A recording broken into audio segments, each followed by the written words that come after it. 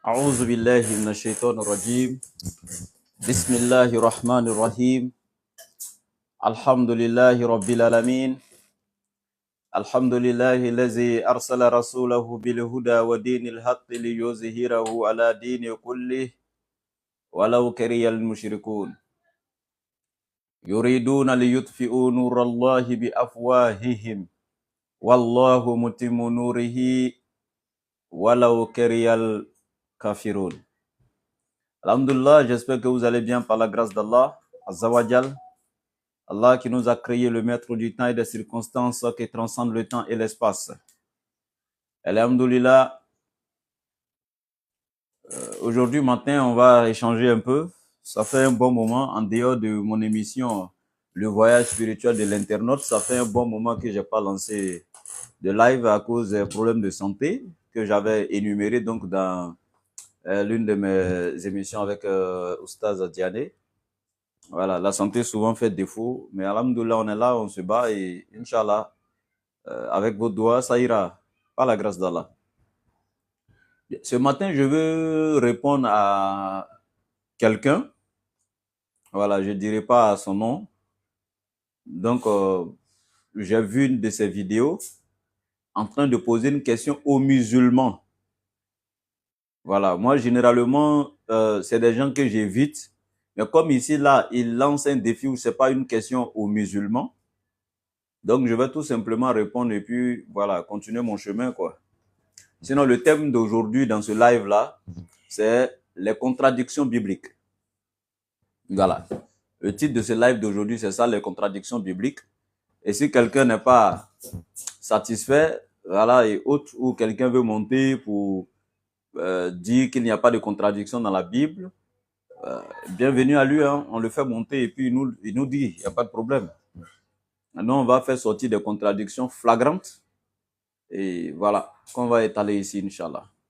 Mais en attendant, on va écouter celui dont je parle et puis après, on va essayer d'apporter donc les éléments de réponse à son inquiétude ou à sa question qu'il pose aux musulmans, Inch'Allah. Donc, on va l'écouter. Bonjour ou bonsoir sur le continent lequel vous nous suivez. Bienvenue sur Islam en vérité. Et oui, Islam en vérité. Comme vous le savez, ici, nous parlons sur des choses que les grands savants ne racontent jamais en grand jour. Nous réfléchissons sur des questions que les imams interdisent aux musulmans d'y réfléchir. Voici une question, une petite et très simple question à tous les musulmans du monde. S'il vous plaît, ce n'est pas sur la divinité de Jésus-Christ. Est-ce que vous entendez? Si vous entendez ce qu'il dit, dites-moi. Est-ce que vous entendez bien? Dans les commentaires, est-ce que vous entendez? Est-ce que vous entendez dans les commentaires? Dites-moi. Oh oui. Voilà, je vais mettre un deuxième micro à côté du baf, j'avais oublié. Voilà, exactement. Voilà. D'accord, ils disent qu'ils entendent même, donc on y va avec. De réciter des versets, de nous faire sortir des versets qui sont hors cette question. Une seule question. Lorsqu'on part dans la Bible, nous voyons Jésus est né sans père. Et selon les prophéties bibliques, le Messie doit sortir de la lignée de David. Le Messie doit sortir de la lignée de David. Dans le Coran, Issa aussi est né sans un père dans le désert. Par contre, dans la Bible, Jésus est attaché à la lignée de David par Joseph, car Joseph adopte Jésus et en faisant de Jésus son fils, par conséquent, Jésus devient un descendant de David. Dans le Coran, Joseph n'existe pas. Il n'y a que Marie. Et Marie n'est pas liée à la lignée de David. Marie est ailleurs. J'aimerais savoir, chers musulmans, si Issa du Coran est le Messie, en quoi est-il descendant de David? Pouvez-nous prouver, nous donner le verset qui démontre que Issa du Coran est un descendant de David? Parce que pour être Messie, le Messie doit sortir de la lignée de David. Donnez-nous le verset coranique qui atteste, qui confirme que Issa est le descendant de David. Que Dieu vous bénisse. À la prochaine. Bonne journée. Au revoir. Donc, pour le monsieur, c'est une question qu'il allait utiliser comme ça pour mettre tous les musulmans au chaos. Moi, quand j'écoute des choses comme ça, je rigole un peu d'abord. Et puis, je sais pas, hein, parce qu'il a paysé vraiment son niveau spirituel, son niveau intellectuel, sa capacité de réflexion, son discernement. J'ai trouvé que c'est trop faible, sincèrement. Mais juste pour vous, mes frères musulmans et les autres chrétiens qui veulent avoir donc cette réponse de la part des musulmans, je vais répondre quand même. D'abord, il dit, écoutons pas à pas hein, ce qu'il a dit. Dans la Bible, Jésus-Christ est né sans père et avec une mère. Dans le Coran également, Jésus-Christ est né sans père et avec une mère. On est d'accord. Sauf que il dit chez eux dans la Bible, Jésus est descendant de David. Et que dans la Bible, Jésus est descendant de David par Joseph. Est-ce que vous comprenez ce qu'il dit? C'est français. Hein? Jésus est descendant de David à travers Joseph, son beau-père. Et il dit, vous les musulmans là-haut, chez vous là, le Coran ne parle pas de Joseph. Donc, comment Jésus est descendant de David alors que le Coran ne parle pas de Joseph? Et que chez eux, dans la Bible, c'est à travers Joseph que Jésus est descendant de David. Et c'est ça là, je suis obligé de répondre encore. Ça dit que, avec ce que je viens de dire là, vous comprenez déjà. Joseph n'est jamais le père biologique de Jésus. Alors, comment est-ce que vous pouvez établir la lignée de Jésus à travers Joseph jusqu'à David alors que Jésus ne descend pas de Joseph? Il n'est pas l'enfant de Joseph. Joseph n'a jamais participé à la conception de Jésus. Joseph n'a jamais intervenu en tant que gamète mâle avec Marie pour mettre Jésus au monde. Jésus ne descend pas littéralement de Joseph. Alors que si Jésus ne descend pas littéralement de Joseph, comment pouvez-vous remonter Jésus jusqu'à David à travers Joseph? En fait, c'est à nous de plutôt vous poser la question, vous chrétiens, comment est-ce que Jésus peut être descendant de David à travers Joseph alors que Joseph n'est pas le père biologique de Jésus? Expliquez-nous. C'est trop facile. Comment vous faites ça? Comment vous faites? Toi, par exemple, je prends un exemple, hein, pour ceux qui sont ivoiriens, ils vont comprendre l'exemple. Je prends l'exemple que moi, je suis Sénoufo. Hein? Moi, je suis Sénoufo. Ma mère m'a eu avec mon père qui est Sénoufo. Peut-être qu'il y a eu divorce ou bien il y a eu décès de mon père biologique et ma mère va se marier avec un autre homme qui est peut-être brésilien. Vous voyez, entre Brésil et puis Côte d'Ivoire. D'abord, mon père, mon père biologique était ivoirien. Et son ethnie, il était sénoufo. Et après son décès, ma mère, ou peut-être un divorce, c'est un exemple que je donne, ma mère va se remarier avec un Brésilien. Le Brésilien devient mon beau-père et non mon père biologique. Maintenant, si quelqu'un doit parler de ma lignée, doit tracer ma lignée pour aller sur mes grands-pères, mes arrière-grands-pères, il doit calculer ma lignée à travers mon père biologique qui est ivoirien, ou bien elle va aller tracer ma lignée à partir de mon père brésilien qui est mon beau-père. Non, c'est à travers mon père biologique qui est ivoirien qui va tracer ma lignée. Parce que c'est de mon père biologique ivoirien que je sors. Donc, il va tracer à partir de mon père biologique ivoirien. Donc, mon père biologique ivoirien était qui? Lui, son père était qui? Lui, son père était qui? Jusqu'à trouver mes aïeux, etc. Mais il ne va pas aller prendre mon beau-père brésilien pour essayer de sortir ma lignée. Mais comment ça? Je me demande si les gens réfléchissent. C'est-à-dire que lui-même, il vient s'arrêter devant les gens. Hein. Quelqu'un qui est allé à l'école, quelqu'un qui est doté d'une faculté mentale, un père de famille qui vient s'arrêter ici. Jésus est sans papa, hein. Il n'a pas de père biologique, mais nous, on arrive à remonter à son ancêtre David à travers son beau-père Joseph. Comment vous faites? Comment vous faites? Comment vous faites ça? Comment vous faites pour calculer, pour dénombrer ou, je ne sais pas, présenter l'ascendance de Jésus jusqu'à David à travers quelqu'un qui n'est même pas son père biologique? Comment vous faites pour faire ça? Comment vous faites? Peut-être que c'est moi qui je ne suis pas normal. Donc, dites-moi dans les commentaires, est-ce que vous comprenez ce que je suis en train de dire ou bien c'est moi je ne suis pas normal? S'il vous plaît, aidez-moi. Comment vous faites, les chrétiens? En fait, la question n'était même pas à nous. La vraie question était à vous, les chrétiens. Comment vous pouvez calculer l'ascendance de Jésus à travers Joseph qui n'est même pas son papa? C'est gravissime. Et c'est une grosse erreur. Ok. Donc, ma question là, je la retourne pour vous. Hein. Trouvez-nous. Répondez-nous. Comment est-ce que vous avez fait pour trouver l'ascendance de Jésus jusqu'à David à travers un homme qui n'est pas son père biologique, Joseph? Est-ce qu'on dénombre, est-ce qu'on compte la descendance ou l'ascendance de quelqu'un à travers quelqu'un qui n'est pas lié à lui dans le sang directement? Joseph n'est pas lié à Jésus par le sang. Il n'a jamais été son père biologique. Il n'a jamais participé à la conception de Jésus dans le ventre de Marie. Avant la conception de Jésus, Joseph n'avait jamais couché avec sa maman. Mais il n'a jamais touché Marie jusqu'à ce qu'elle mette Jésus au monde. Maintenant, comment vous faites pour monter à David à travers Joseph avec Jésus, dont le père biologique n'est pas Joseph? Comment vous faites? Donc, c'est ma question. Vous-même, répondez-moi aussi, si vous êtes garçon. Ça fait 1. Au moins, nous, le Coran, là, le Coran n'a pas parlé de Joseph. Parce que Joseph n'est lié à Jésus ni de près ni de loin en quoi que ce soit, concernant son ascendance. Vous comprenez? Ça fait 1.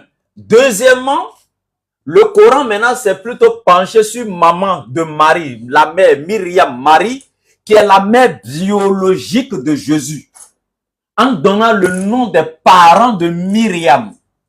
Son père s'appelait Imran, sa mère s'appelait Anna. Maintenant, vous, dans la Bible, donnez-moi le nom du papa et de la maman de Marie. Deuxième question. Au moins, nous, le Coran, là, pour parler de l'ascendance de Jésus, là, le Coran a parlé de la maman de Marie et du papa de Marie. Et c'est ce qui est normal. Si on doit parler de Jésus, de son ascendance, ses grands-parents, etc., c'est par Marie qu'on doit calculer, c'est par Marie qu'on doit monter. Et le Coran donne le papa de Marie qui est Imran, la maman de Marie qui est Anna. Vous, donnez-moi ça dans la Bible. Il y a deux, vous allez jouer avec qui matin là. Toujours là, ce serait comme ça. C'est-à-dire qu'à chacune de vos sorties, si vous voulez vous jouer les gens, les connaisseurs, lancer défi aux musulmans là, on va reprendre votre défi là. Et puis on va faire ça en question compliquée pour vous donner. Question qui va vous rendre fou à la maison. N'arrêtez pas ce que vous faites là. Donc c'était ça, question réflexion pour vous. Allez-y traiter ce devoir de maison là. Maintenant, je reviens maintenant pour vous dire aujourd'hui là, on va voir quelque chose qui est très intéressant. Moi, il dit, la Bible, ça fait des années, on est dans ces histoires-là. La Bible n'est pas la parole de Dieu. La Bible n'est pas ceci, cela. On va arrêter ça maintenant. On va aller avec les choses qui sont concrètes. Je dis bien concrètes. Ces histoires de la Bible n'est pas parole de Dieu. Là, on va plus aller dans ce sens-là. Quand tu demandes à un chrétien de t'argumenter avec des preuves claires que la Bible est la parole de Dieu, il va te dire c'est un livre inspiré. Tous les disciples, les apôtres qui ont eu à écrire, ou toute personne qui a eu à écrire quelque chose dans la Bible, ils vont te dire que c'est un livre inspiré. Ils vont te dire que c'est un livre inspiré. Par qui? Par Dieu. Ils étaient tous des gens qui avaient l'Esprit Saint. Et c'est le Saint-Esprit qui les a inspirés et ils ont écrit la Bible. Mais moi, je dis ceci. Ok. Moi, je dis ceci. Si c'est la Bible est inspirée, ça fait un. Deuxièmement, si c'est le Saint-Esprit qui les a... excusez une minute. Voilà. Voilà. Si le Saint-Esprit les a animés et qu'ils ont rédigé la Bible, le Saint-Esprit, on sait que pour eux, il reflète Dieu. Et quand tu as l'Esprit, l'Esprit ne peut pas égarer. Donc, on ne peut pas avoir de contradiction dans la Bible parce que c'est le même Esprit qui a animé tous ceux qui ont écrit la Bible. Dans un moment donné, on ne peut pas trouver de contradiction. Parce que c'est le même Esprit qui a révélé le même livre à tous ceux qui sont intervenus dedans. La question qu'il pose, la première question aux chrétiens, est-ce que c'est le Saint-Esprit qui a animé tous ceux qui ont rédigé la Bible? Si oui, dites-moi. Ma deuxième question, si c'est le seul et même Saint-Esprit qui a animé tous ceux qui ont écrit la Bible, est-ce qu'il peut y avoir de contradictions entre les différents auteurs ou les différents intervenants qui ont écrit dans la Bible? Est-ce qu'il peut y avoir contradiction entre eux? Sachant que c'est le même esprit qui les a révélé la même chose. Ça, c'est ma deuxième question. Ma troisième question, s'il y a contradiction, est-ce que les deux versions qui se contredisent là peuvent être tous deux vraies?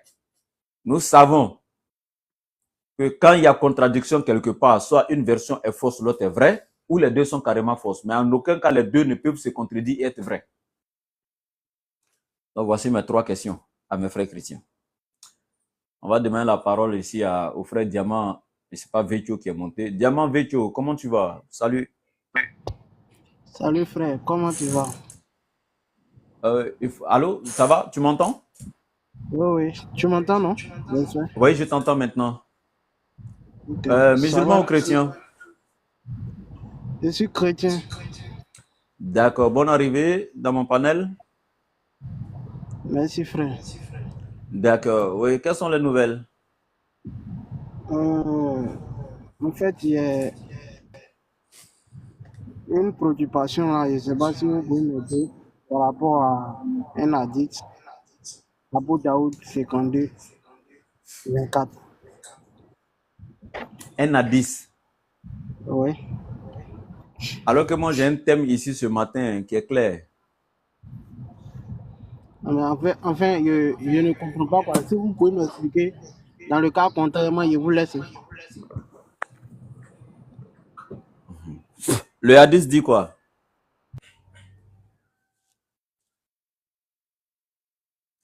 Allô, je peux te mettre en grand, tu vas présenter le hadith?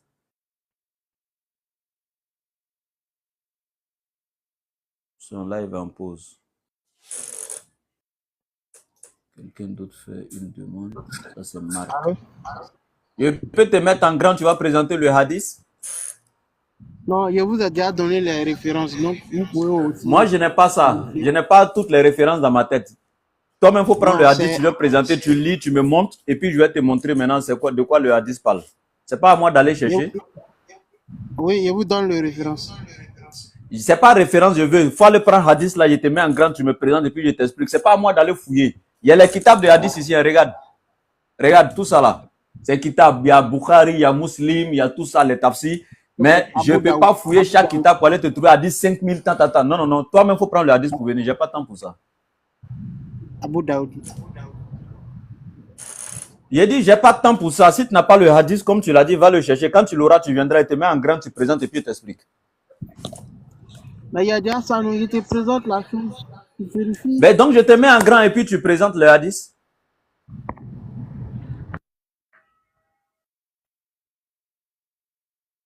D'accord. Tu vas aller chercher ton fameux hadith. Quand tu l'auras, tu viendras. De plaisanter comme ça. Sougré. Ok. Moi, j'ai déjà posé 3 questions sur le thème d'aujourd'hui. Je fais monter quelqu'un d'autre, on verra.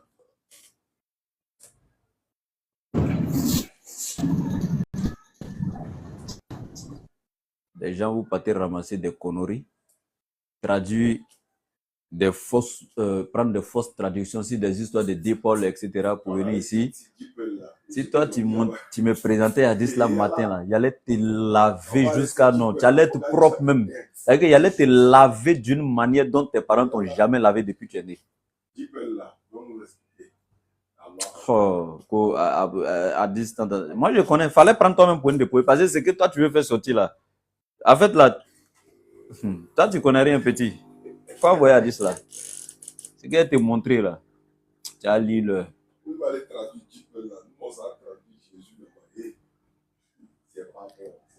Dipel ou partez traduire les hadiths là pour venir là. Nous, on est allé traduire aussi beaucoup de versets bibliques là-bas. Faut venir.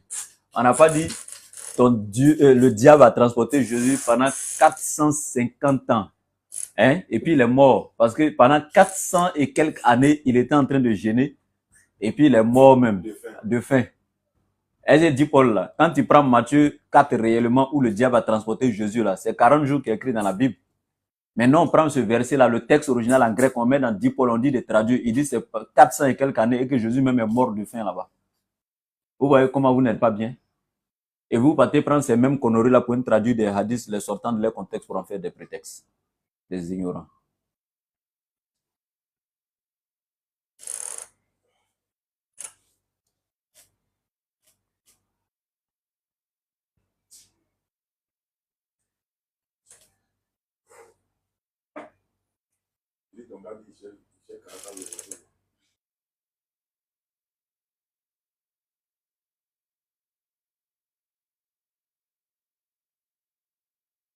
Actuellement, je suis là, hein, s'il y a des chrétiens, moi je suis là où il y a mes questions. Je dis, ma première question, vous dites que les musulmans disent à tort que la Bible n'est pas la parole de Dieu, on est d'accord. Considérons qu'on vous a accusé à tort, ou bien on a menti. Vous nous dites que la Bible, elle est inspirée de Dieu. Moi, ma première question, est-ce que vous êtes d'accord? Est-ce que vous confirmez que la Bible est réellement inspirée de Dieu? Est-ce que les auteurs de la Bible étaient animés de l'Esprit Saint quand ils rédigeaient? Ma première question. Deuxièmement, s'ils étaient tous animés du même Esprit Saint, est-ce qu'il peut y avoir des contradictions entre eux? Alors que c'est le même Esprit Saint qui a révélé, qui les a inspirés. Est-ce qu'il peut y avoir des contradictions? Troisièmement, s'il y a eu des contradictions, est-ce que les deux versions qui se contredisent peuvent être vraies? Chrétiens, je vous attends, lancez les invitations. Lancez des demandes, je vais vous accepter. Je suis là, je vous entends tranquillement. Aujourd'hui, là, c'est sur ça, hein, moi, je ne vais pas par 4 chemins. Celui qui pense qu'il peut faire sortir des contradictions dans mon Coran, il n'y a pas de problème, mais moi, je suis ouvert. Mais voici mes questions. Il vient répondre d'abord pour moi, et puis moi, je réponds maintenant pour lui dans le Coran. Les mêmes choses, parce que je ne vais pas faire 2 fois 2 mesures.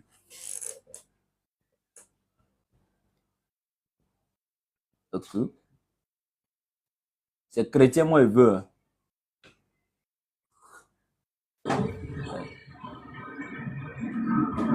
Allô, bonne arrivée, Ibrahim. Dada Ibrahim. Oui, allô, salam alaikum, cher frère. Wa alaikum salam. Allô, vous m'entendez? Oui. Oui, en fait, c'est une erreur. Je vous suis en bas. Ok. C'est vous qui m'avez invité? Non, c'est toi qui as lancé l'invitation. Moi, je t'ai pas invité. Ah, d'accord. Bah, désolé, c'est une erreur. Ok, vas-y.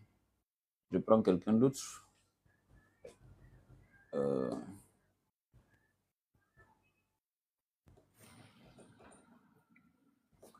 Nour Lumière, comment tu vas? Salam alaikum, laboratoire, comment tu vas? Très bien, et toi?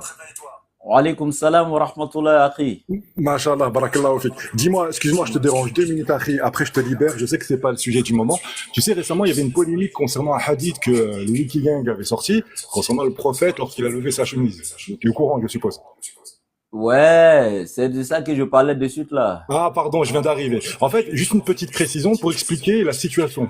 Qu'est-ce que c'était cette situation? Alors, je vais te lire, hein, parce que moi, ça m'a rappelé une histoire que j'avais lue dans une biographie du prophète, sallallahu alayhi wa sallam, et ça m'a fait rappeler ça. Donc, je pense que ça parle de ça. Alors, accorde-moi une minute, je vais te lire ça si tu le permets, parce que je voulais envoyer des messages à tous les frères là de ton équipe, mais personne ne répond parce que je pense qu'ils sont énormément demandés. Alors, je me permets de lire si tu m'autorises, frère laboratoire.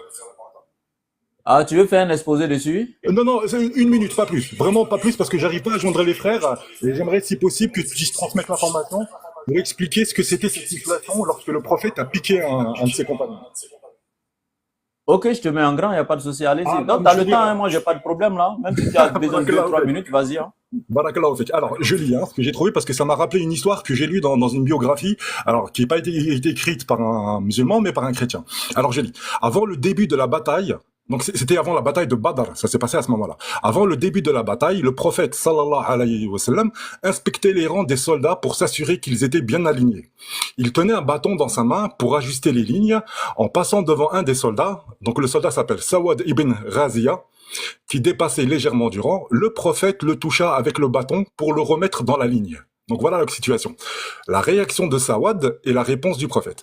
Sawad, après avoir été touché, dit au prophète: Ô messager d'Allah, tu m'as fait mal et je veux en prendre réparation. En d'autres termes, Sawad demandait l'autorisation de rendre, entre guillemets, le geste comme était son droit selon la loi islamique de justice. Le prophète, malgré l'urgence de la bataille, souleva son vêtement pour permettre à Sawad de rendre le geste. À la surprise de tous, Sawad s'approcha, mais au lieu de le frapper, il embrassa l'endroit sur le corps du prophète sallallahu alayhi wa sallam. Lorsque le prophète lui demanda la raison de ce geste, Sawad répondit qu'il voulait simplement ressentir ce dernier contact avec le prophète en cas de mort dans la bataille et recevoir une bénédiction. Donc voilà l'historique de ce qui s'est passé à ce moment-là. Donc c'était juste avant la bataille de Badr. Le prophète sallallahu alayhi wa sallam est passé dans les rangs. Un des compagnons était avancé des rangs. Donc on a tous vu ces films où effectivement avant une bataille, tous les soldats sont alignés vraiment comme à la mosquée quasiment, j'ai envie de dire. Et le prophète inspectait les rangs et donc il a poussé ce compagnon avec son bâton au niveau de sans doute du ventre apparemment. Et donc le compagnon a demandé réparation entre guillemets. Mais sauf que au lieu de remettre un coup de bâton au prophète, il a juste embrassé son ventre et voilà, parce que voilà, c'est par amitié, etc. Donc ça, ce n'est pas apparemment, d'après ce que j'ai fait une petite recherche quand même, on le retrouve dans Al-Sira al-Nabiyya d'Ibn Kathir. Ça, on le retrouve cette séquence-là. On le retrouve dans une autre sira de Ibn Hisham et de Al-Waqidi. Voilà tout simplement ce que je voulais te dire, mon frère, concernant cette situation qui a soulevé tant de débats pendant les 10 derniers jours là. D'accord, alhamdoulilah, mon frère, shukran akhi, je suis très content. Effectivement, oui, voilà, c'est l'histoire, voilà, et il y a même euh, plusieurs versions avec des légères différences, mais Oui. tout se résume au même esprit, à la même chose. Moi aussi, j'ai étudié cette histoire depuis très longtemps, et Ah, effectivement, comme tu l'as dit, c'est ça. C'est pourquoi j'ai le frère qui est monté, comme tu viens d'arriver, il y a un frère qui est monté, et m'a dit qu'il veut me poser une question sur le hadith. Je lui ai dit que je vais le mettre en grand, il présente le hadith, et puis on va regarder ensemble l'explication. Il d'accord. m'a dit non, qu'il a la référence. Je lui ai dit non, d'aller chercher le hadith même pour venir. Et il va lire et puis on va donner donc l'enseignement. C'est là-bas qu'il est parti et il n'est pas encore revenu. Mais sinon, c'est l'histoire, voilà, effectivement. Et le prophète alayhi salatu wassalam m'a donné un enseignement en disant ceci. Ça dit que chacun, tout ce qu'on a fait entre nous et Allah, et si on se repent sincèrement, Allah pardonne. Mais ce que tu as fait autrui, il faudrait que tu arrives à donc avoir le pardon de ton prochain que tu as offensé, etc. Donc Absolument. le prophète Mohammed se mettait à disposition en disant ceci: si je suis moi, Mohammed, j'ai offensé l'un d'entre vous, alors qu'il me le dise afin que je lui rende son dû à l'ayant droit. Le prophète le dit. C'est en ce moment qu'il y a, selon une autre version où j'ai lu ces hadiths-là, il y a le sahaba qui va lui dire: Ya Rasulallah, il y a tel jour tu faisais ceci, cela avec un bâton, mais tu as fait ceci, tu m'as touché, donc j'aimerais aujourd'hui rendre mon coup. Absolument, absolument. Non, non, Voilà. Et le prophète va lui dire: ok, il n'y a pas de souci, etc. Et comme tu l'as dit, il a embrassé le prophète, etc. Et voilà. Donc l'histoire est racontée, mais c'est le même esprit, c'est la même chose, et voilà. absolument. Donc, c'est des gens, en fait, ils vont sur Dipol. Quand tu prends ce hadith-là, il y a un site, en fait, il y a une intelligence artificielle qu'on appelle Dipol. Dipol, ce sont eux, ces chrétiens-là, qui sont allés, ils ont découvert ça, et ils prennent des hadiths en arabe, et ils vont coller ça sur Dipol et demandent à Dipol de traduire. Et quand Dipol traduit, il traduit avec beaucoup d'erreurs et beaucoup de fautes. Et c'est dit Paul qui aurait traduit ces conneries, moi je ne vais pas répéter, c'est saleté. Donc Oui, aussi bien le sûr. prophète alayhi salatu wassalam. Donc Absolument. qu'est-ce que nous les musulmans on a fait? Nous les musulmans également on allait dit Paul là aussi et on a pris des versets de la Bible en grec pour aller mettre aussi sur dit Paul et demander à dit Paul de traduire pour nous. Mais waouh, la catastrophe. Allahu Akbar. Dit Paul dit, par exemple quand Jésus dit je vais vers mon Père qui est aussi votre Père, dit Paul traduit ça en je vais vers mon voisin. Voisin, exactement. Non. Ouais. Non. Voilà, donc c'est un peu ça, c'est n'importe quoi. On a pris Matthieu chapitre 4, Paul dit Jésus a été transporté par le diable près de 400 et quelques ans dans le désert et il est mort de faim. C'est l'homme dit Paul. Oui, non. Ouais. Alors, effectivement, ils ont reproché à Patriote, oui, c'est toi qui nous as emmenés vers Paul. Comme si Patriote était le concepteur de Paul.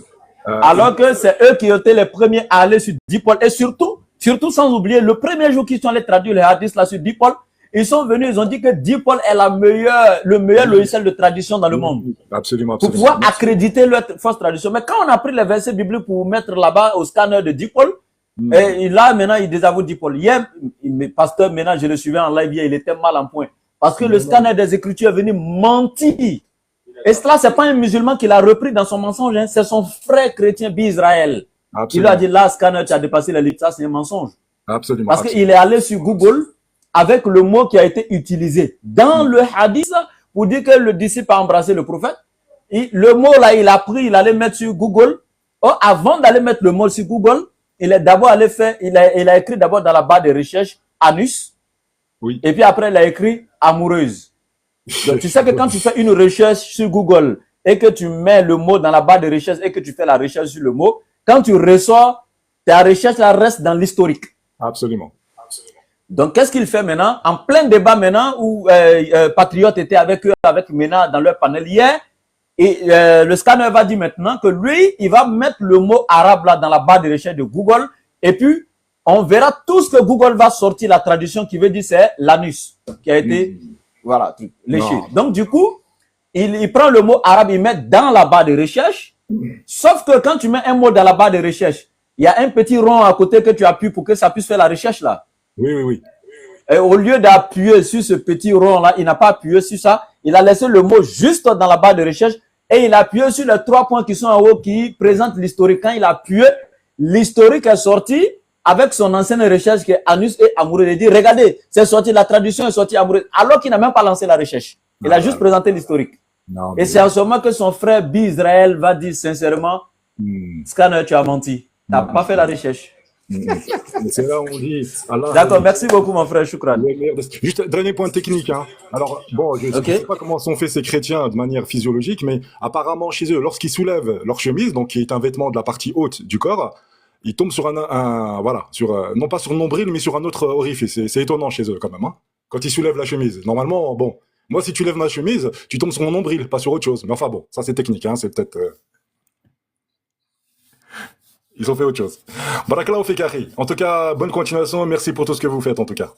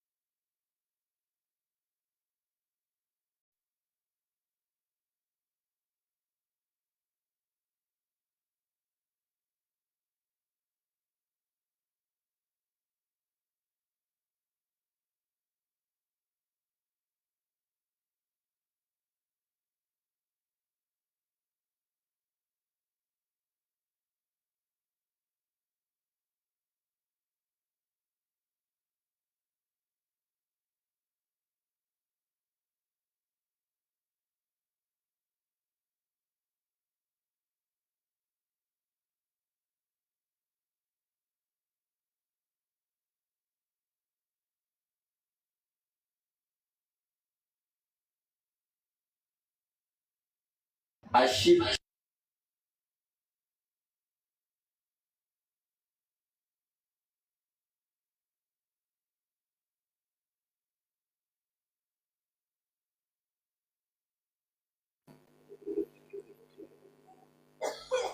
Tu as muté, hein, tu as muté ton micro, tu as muté. Ah oui, mais Oussa Diané, je vois que tu as lancé une demande. C'est pourquoi il demande si c'est toi. Oh, ok. D'accord. Ah, le frère Achille Kessier, bonjour. Ouais, bonjour, Bagoué, Oui, chrétien ou musulman? chrétien. Ok. Ouais, bienvenue. Vous avez vu mes questions? Ouais. Comme ton patron est là, il va te poser une question. Mon Là, patron, allez oui, répondre il à est ça. là, hein, le Chao. Voilà. J'ai dit, oh, tu peux me montrer la maman d'Ismaël dans le Coran et puis la femme de Adam dans le Coran? Non. Pourquoi? Parce qu'il ne les connaît pas. Ah, tu ne les connais pas? Non. Mais tu les as connus dans quel livre? Qui? Il les a connus dans quel livre? Dans quel livre tu les as connus? Maman d'Ismaël et puis la femme de Adam. Je ne les connais même pas même. Mais tu les as connus dans quel livre? Aucun. À aucun livre. Non. Donc Ismaël n'a pas de maman alors. Bon, si pour toi il est né avec un père sans mère, il n'y a pas de problème. Moi, je sais qu'il a une maman, mais le Coran ne cite pas le nom de sa mère. Mais pourquoi sa maman n'est pas importante? J'aimerais savoir, Marie, la maman de Jésus. Attends, calme-toi, on va aller doucement. Ismaël est important. Le Coran parle d'Ismaël, son nom est cité. Faut te calmer, il n'y a qu'un problème. Tu m'as posé une question, faut te calmer, il n'y a qu'un souci là. Faut te muter. Tu as posé une question, tu me laisses répondre. Tu es sur mon live, calme-toi. Oh. Vous venez vous emmerder. Tu as posé une question, faut te calmer, on va répondre. C'est débat que tu es venu faire là. Tu précises que je suis venu faire débat. Là, on fait le truc normalement. Tu viens poser une question, tu te calmes, on répond. Bien. Donc ici, je répète, le Coran ne parle pas de la mère d'Ismaël. Le Coran n'a même pas nommé sa mère. Ça fait un. Deuxièmement, le Coran n'est pas venu pour parler de la maman d'Ismaël. Le Coran parle d'Ismaël, lui. Parce que lui, il a une importance. Je ne dis pas que sa mère n'est pas importante, mais lui, il a une importance parce qu'il est dans la lignée prophétique. Le Coran parle de lui. Et la même chose est dans ton livre, la Bible. Par exemple, la Bible ne parle pas du papa et de la maman de Marie, la mère de Jésus. Est-ce que c'est parce que la mère de Jésus, Marie, elle, ses parents ne sont pas importants? Mais pourquoi la Bible ne parle pas du papa de Marie ni de la maman de Marie? Pourquoi la Bible ne parle pas d'eux, par exemple? Non. Il y a plein de personnes, je peux te montrer aussi dans la Bible, dont la Bible ne parle pas aussi de leurs parents. Mais est-ce que ça veut dire que leurs parents ne sont pas importants? Ça n'a rien à voir. Donc, je répète, le Coran est venu pour les doués d'intelligence. Le Coran est venu nous enseigner ce qui est bon pour nous ici sur la terre, ce qui va nous emmener dans l'au-delà afin qu'on puisse avoir la vie éternelle. Donc, ce qui doit nous sortir des ténèbres à la lumière. La clé de la guidance et du salut, c'est ce que le Coran est venu nous montrer. Le Coran n'est pas venu pour parler de famille de quelqu'un. Une fois de plus. Voilà. Donc, ça là, c'est pas ici dans le Coran. Maintenant, sauf que nous, dans la tradition prophétique, où le prophète maintenant, non, ça fait la différence entre les paroles qu'Allah a inspirées au prophète. Un, qui sont les hadiths qu'il a enseignés, qui sont écrits dans les sources islamiques, dans la sunna, et il y a le message de Dieu qu'il a révélé au prophète directement à travers l'ange Gabriel. C'est deux choses différentes. Maintenant, tu rentreras dans la sira du prophète, etc., dans les histoires et autres. Tu verras, maintenant, on va te raconter l'histoire d'Ismaël avec sa maman, quand ils sont partis dans le désert, etc., et tout. Ça, c'est dans les livres historiques musulmans, etc. Ça, c'est les histoires et autres. Ça, le prophète en a parlé, etc. Mais dans le Coran, le message d'Allah, lui, il est clair. Lui, il ne vient pas vous parler des familles des gens. Voilà, donc je m'arrête là. Maintenant, sache que c'est par respect pour toi-même, hein, parce que j'ai posé 3 questions ici. Tu es venu, tu ne réponds pas à mes 3 questions. Il y a mon sujet, il faut te calmer. Il y a mon sujet, il faut te calmer. Il y a mon sujet du jour qui est là. Il a posé les 3 questions. Si tu es un chrétien qui est sûr de toi là, la première chose à faire, c'était de venir répondre à ces 3 questions dans ta Bible. Tu évites les 3 questions et puis tu viens directement attaquer. Il faut te calmer. Faut te calmer, s'il te plaît. Tu es musulman, non? Tu viens ici, tu réponds pas aux questions. Tu réponds pas aux questions que j'ai posées. La logique aurait voulu que quand tu montes là, tu vas trouver un thème. Je suis l'hôte de mon live. C'est moi, j'ai utilisé un thème, j'ai mis là. Et puis, depuis là, j'appelle les chrétiens à venir relever le défi dans votre propre Bible. Donc, quand toi, tu es sûr de toi, quand tu viens là, la première chose, c'est de me dire, ah, le thème que tu as mis, je vais intervenir dessus, mais d'abord, je vais te poser une question. Ou bien, je vais répondre d'abord à tes préoccupations par rapport à ton thème du jour, avant d'aller sur d'autres questions. Moi, je suis un homme ordonné. L'islam est ordonné. Nous, on n'est pas dans le désordre. Tu vas vouloir dire à quelqu'un ici, non, il a peur de répondre aux questions que je vais lui poser sur son Coran. Personne n'a peur de qui que ce soit ici. Mais tu es venu trouver un thème. Et quand tu viens trouver un thème, il y a une logique qui est là. C'est la logique qu'on suit. Maintenant, si tu veux poser une autre question qui n'a rien à voir sur le thème, tu précises ça d'abord. C'est de ça qu'il s'agit. Nous, on est ordonné ici. Donc, par respect pour toi, j'ai répondu à ta question. Mais je te ramène maintenant à mon thème. Est-ce que tu es prêt pour aller avec mon thème, les questions que j'ai posées?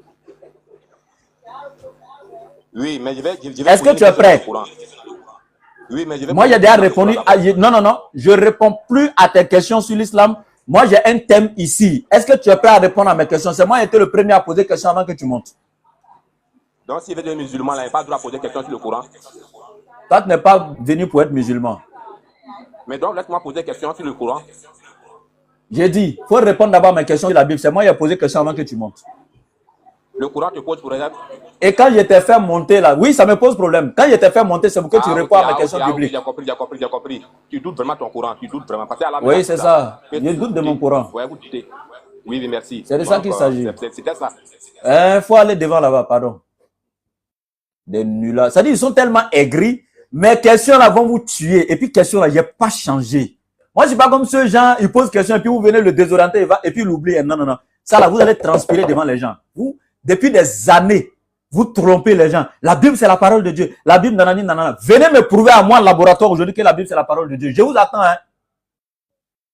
Live là, il n'y a pas coupé maintenant. Je vous attends un à un. Venez me prouver que la Bible, c'est la parole de Dieu. Si vous voulez me poser une question sur mon Coran là, je ne dis même pas non même. Venez devant tout le monde, répondez à moi mes questions sur la Bible et puis ensuite posez pour vous sur le Coran, puis vous allez voir s'il n'y a pas de réponse. C'est de ça qu'il s'agit. On va voir quelqu'un d'autre encore. Bramso, c'est qui? Bon, je verrai.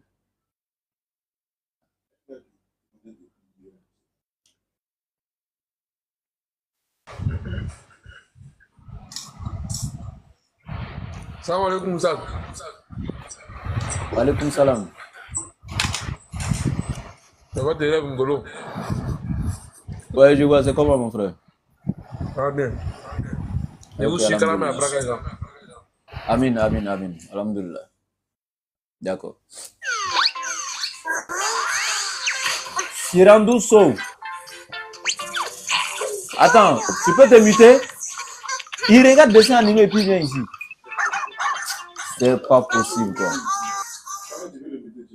Non, je l'ai fait descendre même. Tu regardes dessin animé et puis tu montes. Bien. Attends, donc si moi je veux savoir, il n'y a pas de garçon matin là chez les chrétiens, quoi. Ouais.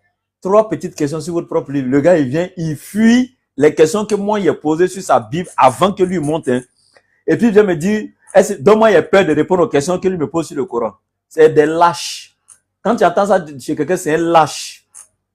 Si c'est toi, tu étais le premier à me poser la question sur le Coran et puis j'ai évité pour aller vers la Bible, là, je serais lâche. Mais moi, j'étais le premier à poser une question sur la Bible. Quand tu es un vrai garçon, tu viens, tu relèves d'abord le défi que moi, j'ai lancé. Tu réponds aux questions que moi, j'ai posées avant de venir maintenant avec des questions dans mon livre.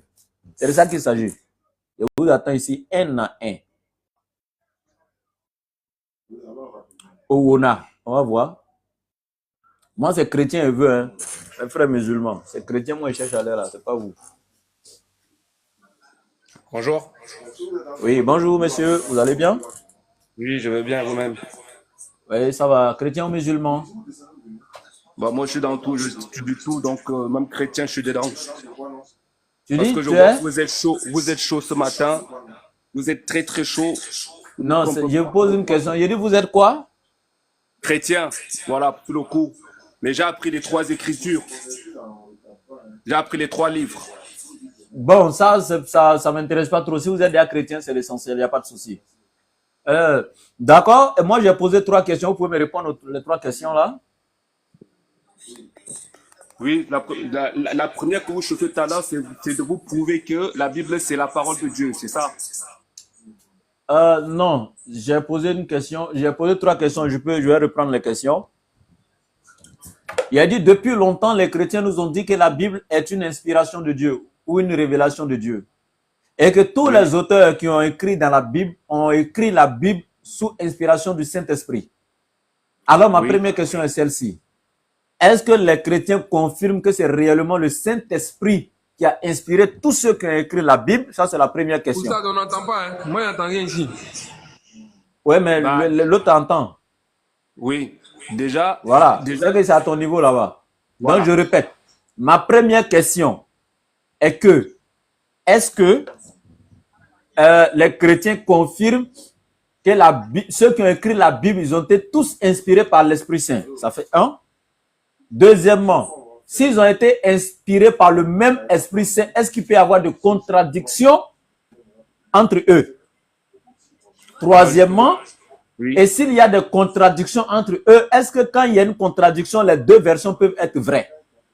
Voici mes 3 questions. D'accord, ok. Bah, dans la première question, non, alors je vais te répondre. Toute la Bible entière, il écrit nulle part que toute la Bible entière, elle était inspirée de Dieu. Parce que dans la Bible, vous avez les rois. Vous avez le roi de Babylone, vous avez les juges.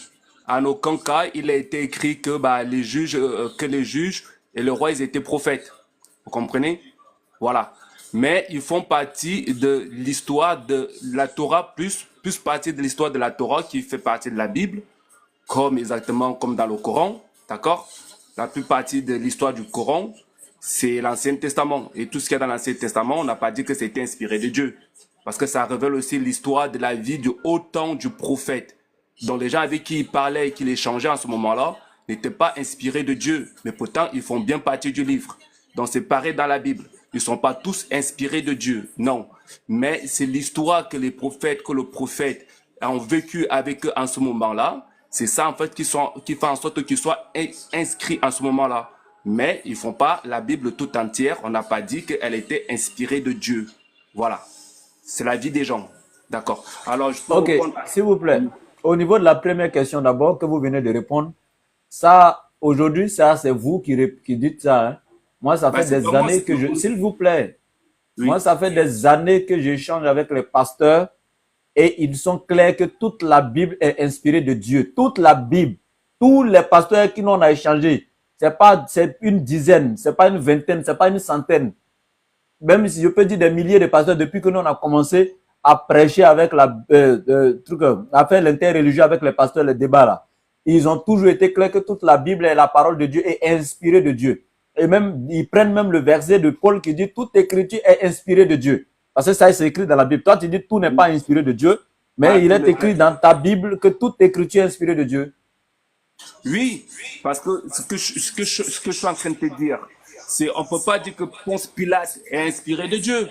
C'est pas possible. Et pourtant, Ponce Pilate, il a parlé dans la Bible. Il a échangé. Oui, c'est quelqu'un, s'il te plaît, Ponce Pilate n'a pas parlé dans la Bible. Faut te calmer. Non, Ponce Pilate n'a pas parlé dans la Bible. Faut te calmer, je te réponds. Vas-y, réponds alors. Voilà. Ponce Pilate, lui, n'a pas parlé dans la Bible. Ben, c'est plutôt l'évangéliste Jean et autres qui rapportent des propos de Ponce Pilate dans la Bible. C'est eux qui ont rapporté ça dans la Bible, mais c'est pas Ponce Pilate qui est venu mettre ça dans la Bible. Mais puisque c'est dans la Bible, tu ne peux pas dire que c'est dans la Bible que c'est pas dans la Bible. Non, c'est pas parce que c'est dans la Bible que c'est Ponce Pilate qui est venu écrire ça dans la Bible ou qui est venu parler directement dans la Bible. C'est des gens qui ont été... Non, faut te calmer.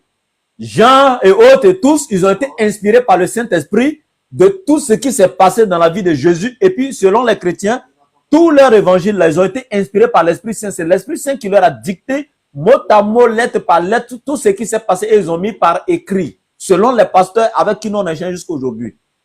C'est eux qui ont rapporté. Attends, je ne sais pas si tu es sérieux dans les réponses que tu apportes. En gros, tu es en train de dire textuellement que, au fait, si ces gens si c'est l'écriture, en fait, l'écriture doit être portée par la main des gens dans la Bible. Mais non, mais les écrits sont toujours faits après. On a toujours écrit les livres après les prophètes. D'accord? Ça a toujours été après, pas à l'instantané. Donc forcément, c'est pas eux qui ont écrit. Les gens ont retenu leurs paroles, ils ont retranscrit. Même dans le Coran, dans tous les livres, c'est exactement la même chose. Mais quand tu me dis... Moi, j'ai jamais dit, mon frère, j'ai jamais dit que c'est les prophètes qui ont écrit ou bien ça a été écrit du vivant de Jésus. J'ai jamais dit ça. Mais je dis, ceux qui ont écrit, les auteurs, écoutez, quand vous parlez, écoutez, vous écoutez pour contredire au lieu d'écouter pour comprendre. J'ai dit que les auteurs des évangiles là, ils ont été inspirés selon la majorité des chrétiens avec qui nous on a échangé. Presque tous, ils disent que les auteurs de ces livres ont été inspirés par le Saint-Esprit et que c'est le Saint-Esprit qui leur a raconté l'histoire et puis ils ont écrit. Je viens de te dire, par exemple, les auteurs, tu es en train de me dire, en gros, fait, l'auteur, par exemple, de l'évangile selon Luc. En gros, tu es en train de me dire que Luc n'a pas été inspiré par la parole de Dieu. Luc, il raconte, d'abord, Luc, il raconte l'histoire de Jésus. Tu vois? Donc, c'est ce que je te dis. Il raconte l'histoire de Jésus. À moins que maintenant, tu es en train de me dire que la vie de Jésus à ce moment-là n'était pas inspirée de Dieu. Mais ok, d'accord, merci. Ta première question était, est-ce que tout qui est dans la Bible a été inspiré de Dieu? J'étais dit non, parce qu'il raconte, il y a des gens dans la Bible qui n'ont pas été inspirés de Dieu, mais qui ont fait partie de la vie des prophètes quand ils étaient là. Donc, ils sont rapportés dans la Bible, mais eux-mêmes, ils ne sont pas inspirés de Dieu. On est d'accord? Très bien. Donc, voilà. Tu nous donnes un raccourci, tu nous facilites la tâche. Donc, aujourd'hui, tu reconnais, étant chrétien à la face du monde, que toute la Bible n'a pas été inspirée de Dieu. Donc, il y a des œuvres humaines dans la Bible. Et c'est ce que nous, les musulmans, on a toujours dit, que toute la Bible n'est pas la parole de Dieu. Mais nous savons qu'il y a des paroles de Dieu dans la Bible. Et qu'il y a aussi l'œuvre humaine dans la Bible. Nous, on a toujours dit ça. Mais sauf que toi, tes frères chrétiens et la majorité des pasteurs nous ont toujours dit que c'est faux et que toute la Bible est l'œuvre de Dieu. Dieu merci aujourd'hui qu'il y a un chrétien qui dise que la Bible n'est pas entièrement révélée ou donc inspirée de Dieu. Merci. Avant d'aller sur la deuxième question, on va dire bienvenue d'abord à l'Esprit Saint. Bonjour l'Esprit Saint. Oui, bonjour frérot, vous allez bien tous? Voilà, on était en train de discuter à ton sujet ici, au sujet de l'Esprit Saint, et Dieu merci qu'il est descendu dans mon live. Donc, je disais que c'est toi l'Esprit Saint, tu as inspiré tous ceux qui ont écrit la Bible, ils ont été inspirés par toi, et il y a aujourd'hui mon frère chrétien Oona qui dit que tous n'ont pas été inspirés par l'Esprit Saint. Est-ce que tu es d'accord avec ça? L'Esprit Saint, tout d'abord, je vais peut-être commencer par l'Esprit Saint, tout ce que lui vient pour le royaume en fait. Ça veut dire que certes, Dieu lui-même, il a inspiré, il a donné des paroles aux anciens prophètes. Là, on va repartir vers Moïse et tout le reste. Mais l'Esprit Saint, juste après Jésus, lui, il parlera que du royaume de Dieu en fait. Il expliquera les attitudes du royaume et le comportement et la volonté de Dieu. C'est à partir de là que l'Esprit Saint prend le relais. Ce n'est pas la question. On sait que l'Esprit Saint est descendu officiellement sur les disciples en ce moment, mais n'empêche que l'Esprit Saint a existé avant ce moment-là. Avant Jésus, l'Esprit Saint était là, la Bible dit. Élisabeth, son mari, Zacharie et tout, ils étaient tous remplis du Saint-Esprit. Oui, Siméon, ils étaient tous remplis du Saint-Esprit. Dans l'Ancien Testament, on sait que le Saint-Esprit était là. Maintenant, moi, ma question, c'est celle-ci. Est-ce que toute la Bible a été inspirée de Dieu? On laisse l'Esprit Saint. Est-ce qu'elle est entièrement inspirée de Dieu? Oui, bien sûr. La Bible a toujours été inspirée par Dieu. Ah non, il y a un problème parce que ton frère chrétien Oona vient de dire non, il y a l'œuvre humaine dans la Bible. C'est pas toute la Bible qui est inspirée de Dieu. Il vient de le dire, il est là. Ce que lui veut dire, l'inspiration globale, ça veut dire la doctrine. La doctrine, c'est la doctrine de Dieu. La Bible concerne une famille royale, une famille de Dieu. C'est ça qui. Maintenant, il y a des petites histoires. Il y a des histoires où on va dire l'autre il avait mal et l'autre n'avait pas mal. Ça, on sait très bien, ça vient pas de Dieu, ça. Mais globalement, la Bible, t'as compris ce que je veux dire? Globalement, il faut comprendre, c'est quoi la volonté de Dieu et c'est quoi la doctrine biblique.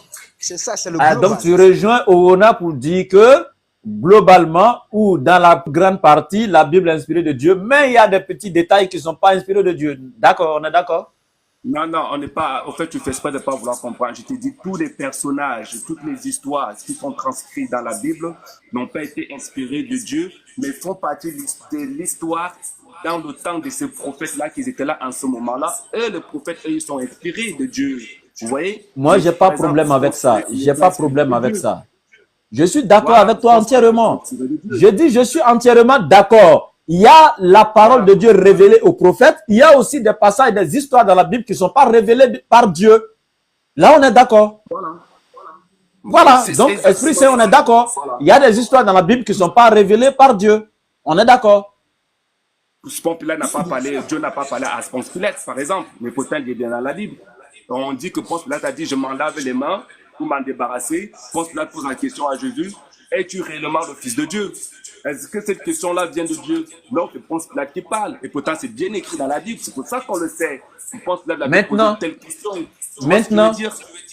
Maintenant, nous savons que l'histoire de Jésus également a été racontée par Matthieu, Marc, Luc et Jean, etc. Et c'est aussi une histoire qu'ils ont racontée. Donc, du coup, qu'est-ce qui nous fait dire que cette histoire est 100% plus révélée par Dieu? Bravo, mon frère, je réponds à cette question-là. Cette question-là me concerne directement. Et cette question, c'est la question la plus importante que tu viens de poser. Tu as dit que l'histoire de Jésus a été racontée par 4 personnages, on va dire peut-être. Et tu veux savoir comment allons-nous savoir que cette histoire-là est vraie? C'est très facile et c'est très important, le plus important. Pour savoir cette réponse, pour avoir cette réponse, Jésus dit, il y aura un esprit de vérité. Un esprit de vérité, quand cet esprit de vérité viendra, lui, qu'est-ce qu'il va faire?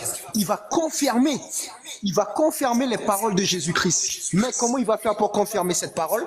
C'est parce qu'il va mettre le croyant à l'épreuve. Il va mettre, et c'est là qu'on voit la véracité. C'est là qu'on verra la véracité de la parole et la véracité du vrai Dieu. Parce que l'Esprit Saint, qu'est-ce qu'il va faire? Il va habiter le corps de la personne et le diable qui est le shaitan, lui, il va mettre à l'épreuve cette personne. Pour que la parole soit manifestée et la vérité soit sortie, la personne devra appliquer à la lettre les paroles de Jésus pour pouvoir avancer et pour pouvoir contrer les attaques du diable. Donc c'est là que on saura que Jésus, c'est le vrai Dieu et que la parole de Jésus, elle est puissante et vivante parce qu'elle sera mise à l'épreuve. D'accord. Merci, mon frère. Il y a un souci encore. Hein. J'aimerais savoir juste une question. Est-ce que les 4 évangélistes là, Matthieu, Marc, Luc et Jean, est-ce que eux, au moins, les 4 ont été inspirés par Dieu? Est-ce que c'est le Saint-Esprit qui était en eux quand ils ont écrit les 4 évangiles? C'est dit clairement que les 4 évangiles, comme tu es en train de dire, c'est dit exactement que ils viennent pas pour témoigner, des œuvres de Dieu, mais ils viennent pour confirmer les œuvres de Jésus. C'est clairement dit au fait. Je vais vous envoyer mon esprit et c'est pour ça que tu vois que tout le long de ces 4 évangiles-là, ils parlent toujours au nom de Jésus. Ils font des miracles au nom de Jésus. Ils ne le font pas au nom de Dieu parce que Jésus leur dit, là où je serai, vous aussi vous serez. Donc eux, ils viennent juste pour confirmer. Donc voilà pourquoi tout leur témoignage est sur la vie de Jésus. Ils ne te parlent pas de... Ils ne sont pas des prophètes. Même, c'est même pas marqué qu'ils sont des prophètes. Ce ne sont pas des prophètes. Ils rendent témoignage. Allez, faites comme vous m'avez fait faire. On saurait que vous êtes de moi si jamais vous faites que vous comportez comme moi. Vous voyez ce que je veux dire? C'est ça. Ils viennent pour affirmer ou accomplir ou affirmer que Jésus était réellement le messager de Dieu. Ils ne viennent pas pour parler au nom de Dieu. Ils viennent pour parler au nom de Jésus. Et à nulle part, tu les verras en train de parler comme des prophètes. Non. Ils viennent pour rendre témoignage à l'évangile de Jésus. Et donc, ce que fait tous les autres pasteurs, ils viennent, ils confirment, ils viennent rendre témoignage à l'évangile de Jésus. Donc, la vie de Jésus, c'est tout. Je dis, il n'y a pas de souci. Hein. Moi, je t'ai écouté. Moi, ma question est simple. Donc, elle est simple. En fait, pour moi, une question simple a juste besoin d'une réponse simple. Est-ce que les 4 évangélistes ont été inspirés lorsqu'ils venaient confirmer ou, quel que soit ce que tu utilises, l'histoire de Jésus ou je ne sais pas, témoigner, est-ce qu'ils étaient inspirés de l'Esprit? Ils sont inspirés de l'Esprit, parce qu'ils rendent témoignage à la vie de Jésus. C'est ça qu'on est en train de t'expliquer. Ils sont inspirés de l'esprit. Ça veut dire qu'au fait, ce qu'ils disent, ils ne disent pas de eux-mêmes, ils ne parlent pas de leur vie à eux, ils rendent témoignage à l'esprit. Moi, parce que normalement, c'est facile à comprendre. Ils rendent témoignage à la vie, donc à l'esprit de Jésus, à son âme, à lui. Ils ne rendent pas témoignage à eux. Est-ce qu'ils étaient inspirés de l'esprit, oui ou non? C'est simple, mon frère. Vous pouvez dire oui. C'est ce que je suis en train de te dire. C'est ce que je suis en train de Et dire. moi, Ok, maintenant, là, c'est simple, il n'y a pas de problème. Oui. Maintenant, s'ils étaient inspirés, s'il te plaît, Oui, calme-toi. Vas-y. Voilà, calme-toi. Parce que toi, ici, quand on était d'abord en train de parler avant l'arrivée de l'Esprit Saint, toi, tu m'as dit ici, ouais, mais c'est ça, toi, tu m'as dit ici, ah non, ils n'ont pas tous été inspirés de l'Esprit. La preuve, Luc 1.1 a dit que lui, il a fait des recherches. Non, tu as cité même Luc 1.1 pour dire, mais maintenant, tu me dis qu'ils étaient tous inspirés. Est-ce que Luc t'a dit quelque part qu'il était inspiré? Non, ne laissez pas d'embrouiller. On te sur la Bible. Est-ce que c'est la parole de Dieu? Est-ce que Luc a dit de sa bouche que lui, Luc, là, il a été inspiré de Dieu? C'est ma question. Est-ce que... attends, mais là, attends. Sérieusement, ne pose pas des questions comme ça. Est-ce que Luc a dit de sa bouche qu'il était inspiré? Est-ce que Luc l'a dit? Parce que moi, je peux te donner des propos de Luc où il déclare qu'il n'a pas été inspiré de Dieu. C'est ce que je suis en train de te dire. Je te dis, ils font exactement les mêmes choses que Jésus a fait. Jésus lui-même, il a dit à un moment donné, je parle de moi-même et je parle aussi de ce que Dieu me dit. Je parle de moi-même et je parle aussi de ce que Dieu m'a dit. Donc Luc a parlé de lui-même. C'est ce que je suis en train de te dire. Alors que Jésus n'a jamais dit qu'il parlait de lui-même. Pourquoi tu dis ça au monsieur alors qu'il n'a jamais dit ça? Pourquoi vous faites ça? Jésus dit très bien, je rends témoignage à moi-même et je rends aussi témoignage à Dieu. Aïe, si tu as touché ça, je vais te... Non, calme-toi. Tu as dit, Jésus dit, je parle de moi-même. Rendre témoignage est différent de parler de moi-même. Jésus dit, les commandements que je vous dis, je les dis comme le Père me les a dictés. Ça fait un. Oui. Cela ne vient pas de moi, mais du Père qui m'a envoyé et je les dis comme il me les a dites. Donc Jésus ne fait rien de lui-même. Et toute parole qui sort de sa bouche, il dit c'est Dieu qui lui dicte et il ne fait que dire ce que Dieu lui a dit. Jean 12, 49 à 50.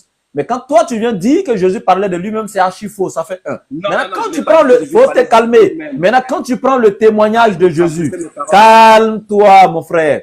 Tu as bien fait de toucher en disant Jésus dit qu'il rend témoignage de lui-même. Je vais te donner quelque chose et on va voir. Concernant le témoignage, on prend Jean chapitre 5 verset 31. Tu as la Bible? Ouais. Alors dis-moi quel chapitre? Jean 5, 31, s'il vous plaît, la Bible. Prenez. Jean 5, 31. Jean 5, 31. Ouais.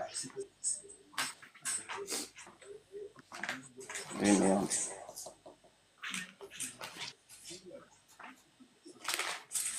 Merde.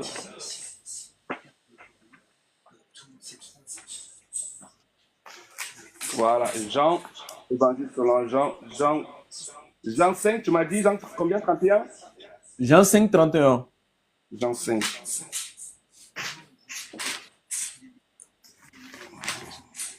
Jean 5, 31. 31. Regardez ce qui va se passer. Attends. Jean 5, 31. Vas-y, je suis dit. Voilà, tu y es? Vous pouvez nous lire Jean 5, 31? Oui. D'accord, lisez. Écoute. Si c'est moi qui rends témoignage de moi-même, mon témoignage n'est pas vrai. C'est ça? Donc, ouais.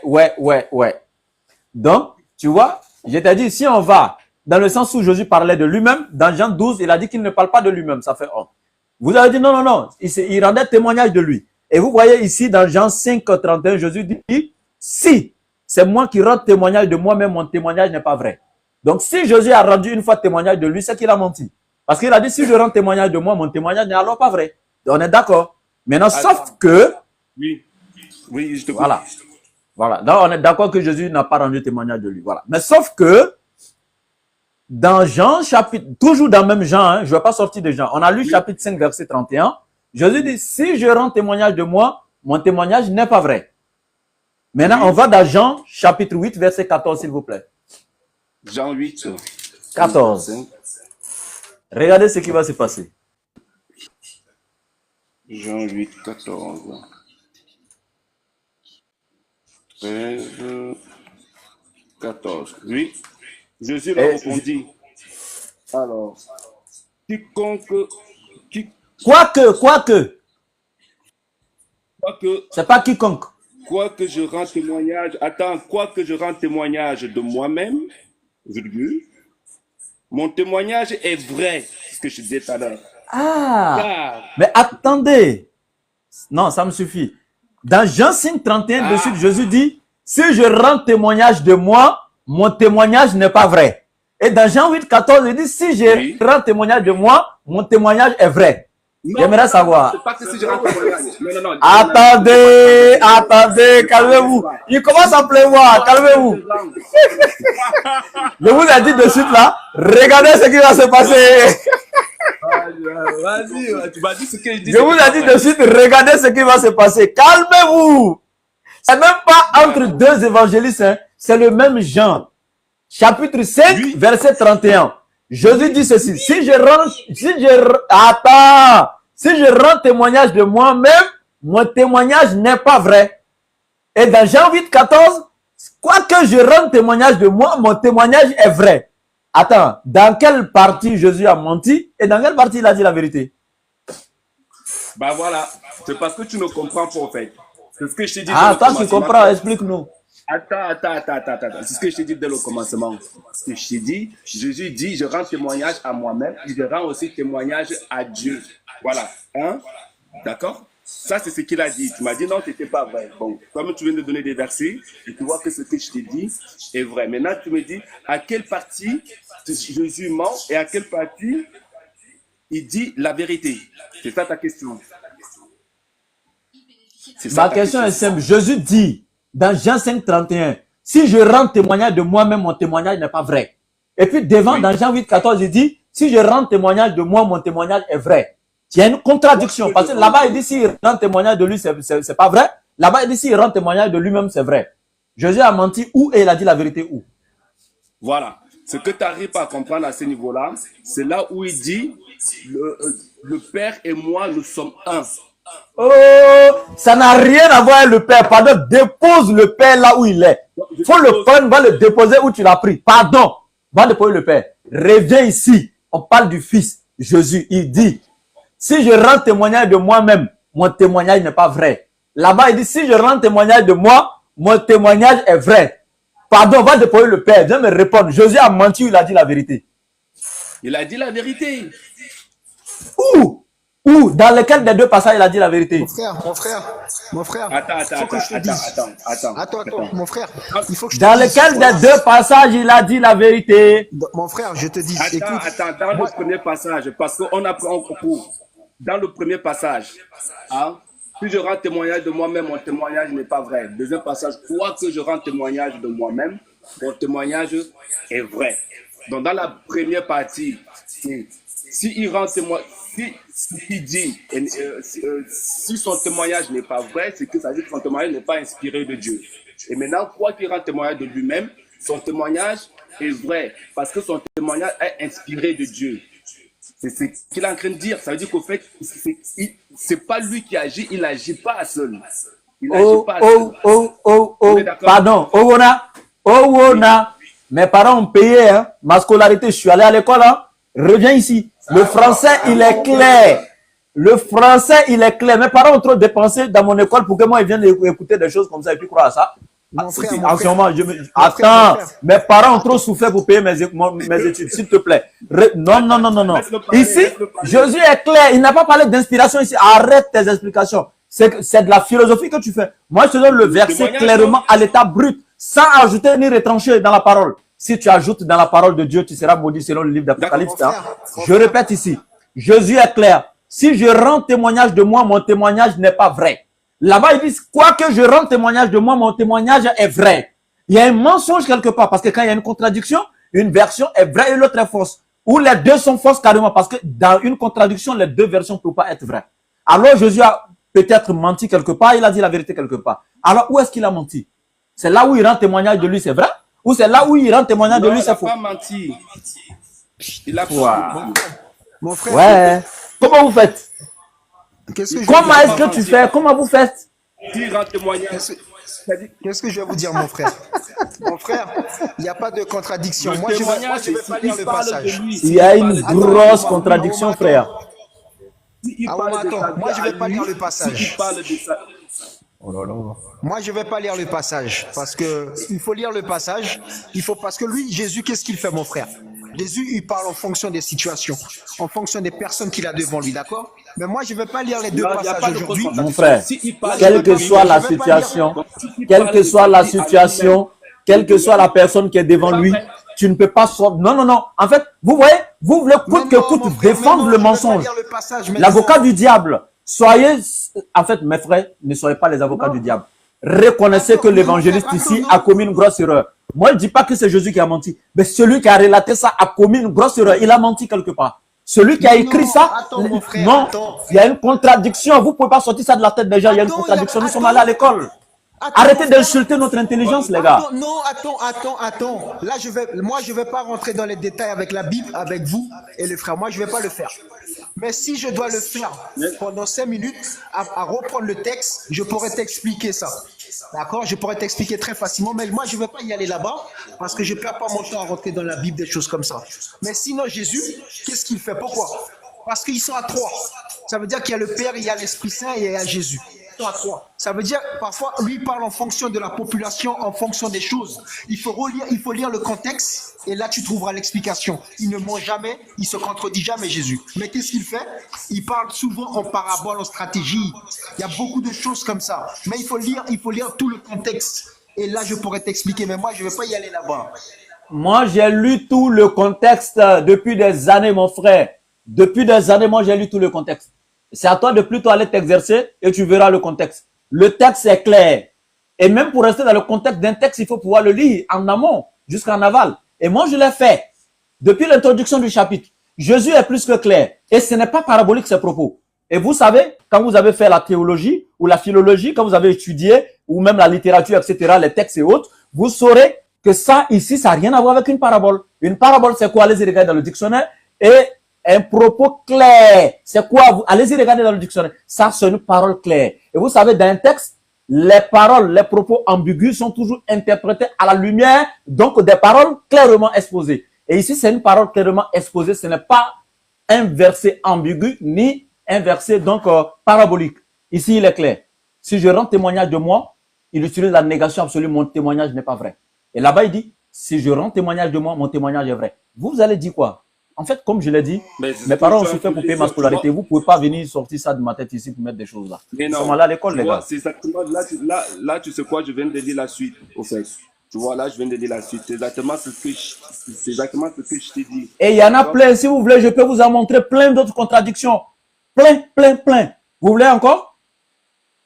Quand il dit Vous voulez encore? Est-ce que vous Attends. voulez, si vous n'êtes pas rassasié, je vous en donne gratuitement. Hein? Si vous voulez, je peux vous donner des centaines de milliers de contradictions. Est-ce que vous êtes d'accord? Bon, écoute, si tu veux qu'on ne finisse pas celle-là, bah vas-y, donne-en un autre. Donne-en un autre. Ah ok, vous allez manger. Hein? On y va. Donne-en un autre. Dans Matthieu chapitre 4, à partir du verset 18 à 19. Attends. Matthieu.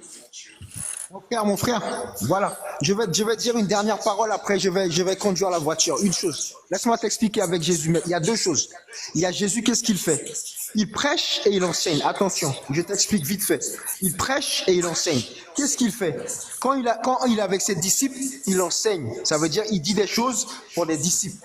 Mais quand il est avec la foule, il prêche. Ça veut dire que tout le monde, il a des façons de faire. Ça, c'est pas, tout le monde ne peut pas comprendre ça, mon frère. Mais moi, je ne vais pas y aller ça tout va de suite, aller. là. Je vais pas y aller Faut tout de suite, conduire mon et puis frère. tu bois un peu d'eau.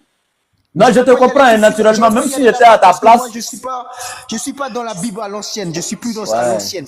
Mais Jésus, il y a deux façons de faire. Il enseigne des endroits et il prêche ça. Parfois, il dit des choses, il veut pas que les autres comprennent. C'est ça. Il parle Je comprends, d'une façon c'est ça. que l'autre ne peut pas comprendre. Ok. C'est comme ça qu'il fait, Mon mon frère. frère. Mais bon, J'ai je ne vais pas y aller là compris. tout de suite avec Je toi. comprends. Tu es obligé pour défendre ta foi. Il faut voilà, trouver une solution à Non, j'ai ça. rien Donc, à il n'y a pas de défendre. problème, je te Non, ma comprends. foi se défend tout seul. Ma foi se défend tout seul, puisque l'Esprit Saint est là. D'accord? La foi se D'accord, défend tout le seul. frère Je ne le fais pas. Owona. Ok, je descends. Matthieu frère, je 18, descends. Matthieu 4, verset 18 à 19, tu y es?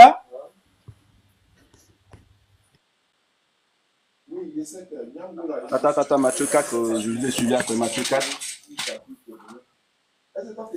Le Saint-Esprit est parti. J'étais dans votre. Le voilà, le Matthieu Saint-Esprit est descendu, il t'a abandonné. Hein? Ok, allons. Attends, Matthieu 4, verset combien?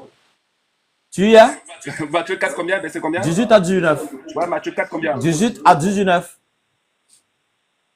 Matthieu 4, 18. Je crois que je ne l'ai pas, moi. Ah, putain, je suis dans Malachim. Voilà, Matthieu 4, 18 à 18 à 19, 12, 12, 18, allez, voilà. 16, 18, d'accord, ok, vas-y. Comme il marchait le long de la mer de Galilée, comme il marchait le long de la mer de Galilée, il vit deux frères, Siméon, appelé Pierre, et André, son frère, qui jetait un filet dans la mer, car il était pêcheur. Point. 19. Attends, s'il te plaît, avant de continuer, au verset 18, on dit Jésus était où? Au long de la mer de Galilée. Donc, il était en Galilée, on est d'accord? Ouais, comme il marchait le long de la mer de Galilée. De Galilée, on est d'accord. C'était dans le contrée de Galilée, on est d'accord. Oui. Et il a vu deux personnes ensemble, hein, ensemble. Simon et son frère André, c'est ça? Oui. Non, oui, d'accord. Simon appelé D'accord. et d'accord. Donc il a croisé les deux frères ensemble et c'était le long de la mer de Galilée, on est d'accord? Oui. Retiens ça. Donc, continue avec le verset 19, s'il te plaît. Alors, le 19. Attends. Merde. 19. Il leur dit, suivez-moi et je vous ferai pêcheurs d'hommes. Aussitôt, ils laissèrent les filets et le suivirent. Point. D'accord. Donc, nous voyons dans ce verset, Jésus est arrivé en Galilée au long de la mer. Il a croisé deux frères, André et Simon, appelés Pierre également, les deux ensemble. Et il leur a dit de laisser la pêche des poissons et de le suivre pour être pêcheurs d'hommes. Et ils ont laissé leur filet et l'ont suivi. On est d'accord? Oui, d'accord. D'accord. Maintenant, sauf que on va aller maintenant dans Marc 5 à partir du verset... Attends, Marc. Non, on va aller dans Jean 1 à partir du verset 28 d'abord. Jean 1. Jean 1, 28. Jean 1, verset combien? 28? 28. Ouais, d'accord. Jean 1, verset 28. On va lire le 28 d'abord. D'accord. Ces choses se passèrent à Bethléem. À Béthanie. À Béthanie. Oui. Au-delà du Jourdain. Où Jean baptisait. Ouais. Et tu vois, je lis. D'accord. Donc, on dit ces choses se passaient à Béthanie, au-delà du Jourdain, là où Jean baptisait. On est d'accord? Oui. D'accord. Donc, c'est là que Jésus est venu dans le Jourdain à Béthanie pour se faire baptiser par Jean. Et tu vas voir l'histoire où Jésus s'est fait baptiser à partir du verset 28 là maintenant, jusqu'au verset 35. Maintenant, au verset 35, maintenant, s'il te plaît, on va lire le verset 35, s'il vous plaît. Le 35. Le lendemain. Donc, on est à Béthanie, hein? Oui. Le lendemain. On est à Béthanie. Oui. Le lendemain. Oui. Jean était encore là avec deux de ses disciples. D'accord. Et ayant regardé Jésus qui passait, il dit, voilà l'agneau de Dieu. Oui. Les deux disciples l'entendirent prononcer ces paroles et ils suivirent Jésus. D'accord. Donc, on voit que, étant à Béthanie, lorsque Jésus s'est fait baptiser par Jean, le lendemain, il était encore là. Et il a croisé maintenant 2 disciples, c'est ça? Non, Il y avait 2 disciples avec lui. Oui, mais il n'avait pas encore baptisé. Oui, il n'avait pas encore baptisé. Il y avait 2 disciples avec lui. Non, Voilà, oui. voilà, il y avait 2 disciples avec lui. On est d'accord, à Béthanie. Maintenant, quel était le nom de ces 2 disciples-là? Les 2 disciples ne donnent pas les noms. Oui. Nous sommes d'accord, il n'y a pas de nom. Des gens. Ah, il n'y a pas de nom. Non. D'accord, donc continue s'il te plaît. On va s'arrêter au verset 37. Continue avec le 36, s'il vous plaît. 36. Je me suis arrêté où là? Les 2 disciples le suivirent. Machin. Attends, je suis désolé. À 38, on était à 38. 36 maintenant. Non, on est 38. On a Non, vu 36. Le 36. Oui. On a fait le 37. Bah, le 36, bah, c'est ça le 36. Et ayant appelé Jésus qui passait, il dit, voilà l'agneau de Dieu. C'est ça le 36. Ok. Et le 37, les 2 disciples l'entendirent prononcer ces paroles. Oui. Et ils suivirent Jésus. Point. 38. Donc, on a... Oui. Jésus se retourna et, et voyant qu'il le suivait, il leur dit, que cherchez-vous? Il lui répondit, Rabbi, ce qui signifie maître, Oui. où demeures-tu? Venez leur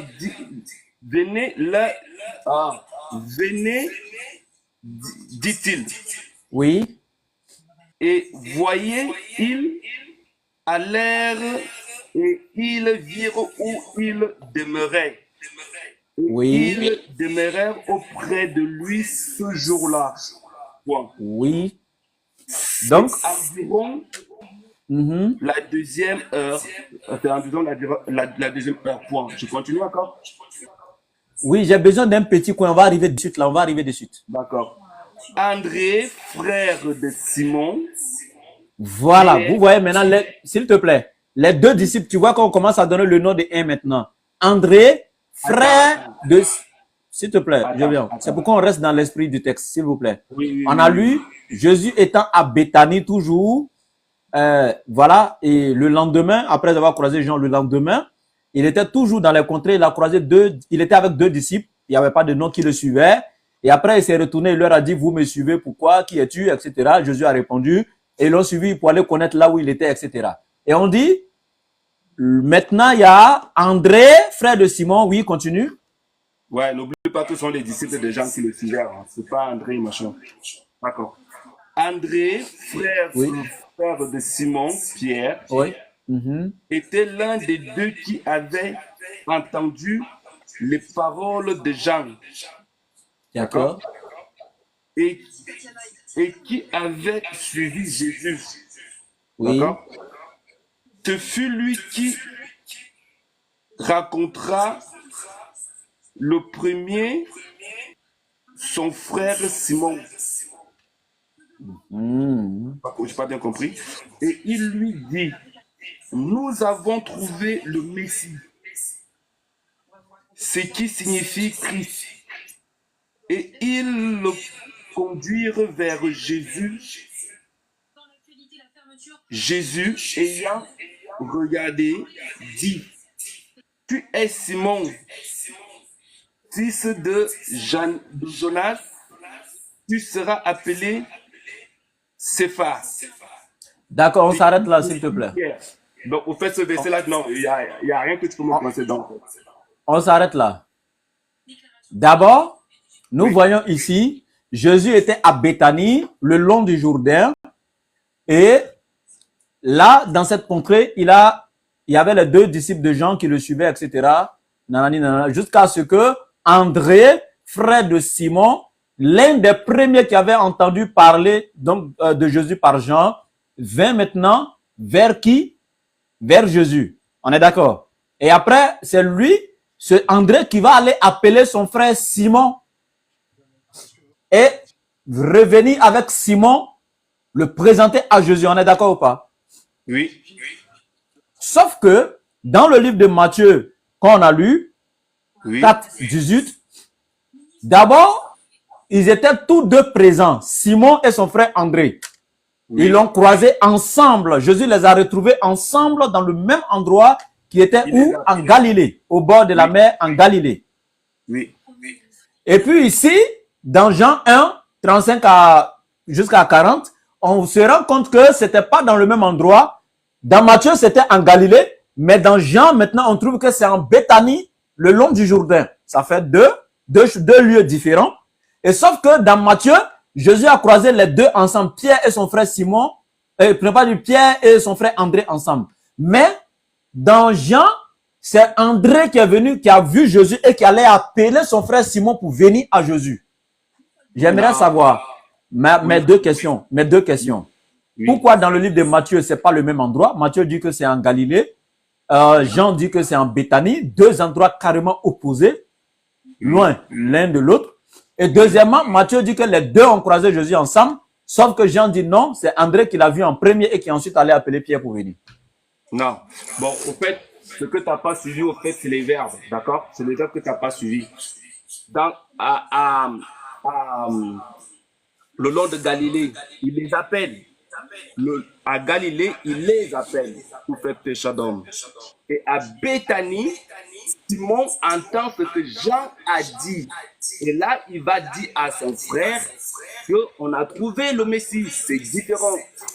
Comment tu fais? Jésus les appelle, mais non pas la révélation. Comment tu fais?